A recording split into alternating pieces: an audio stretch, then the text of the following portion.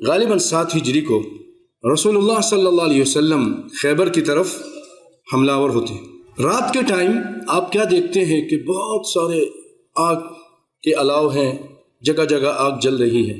آپ صلی اللہ علیہ وسلم نے پوچھا یہ کیا ہے، یہ آگ کیوں جلائی ہوئی ہے؟ کہا اللہ کے رسول یہ آگ کھانا پکانے کے لیے ہے، لوگ کھانا پکا رہے ہیں۔ تو آپ نے فرمایا پک کیا رہا ہے، کیا پکا رہے ہیں؟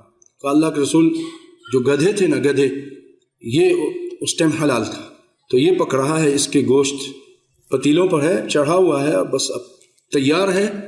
اور تو آپ صلی اللہ علیہ وسلم نے اس موقع پہ فرمایا کہ اس کو انڈھیل دو۔ البیہقی نے بھی اس کی روایت کی۔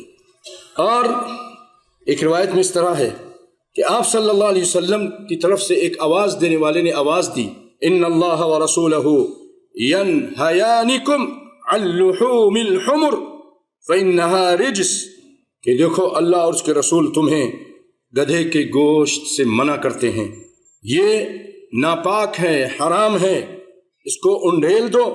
انہوں نے یہ بھی نہیں کہا اللہ کے رسول یہ تو اس وقت ہم نے ذبح کیے تھے جب یہ حلال تھے، ابھی اجازت دے دیجئے، ابھی کھا لیتے ہیں، حالت بھی ہماری اضطراری کیفیت ہے، بعد میں پھر دیکھیں گے۔ نہ بھائیوں، صحابہ کرام نے ان پتیلوں کو انڈیل دیا، اپنی بھوک کو قربان کر دی، نبی کی اطاعت کے سامنے کسی چیز کو خاطر میں نہیں لائے۔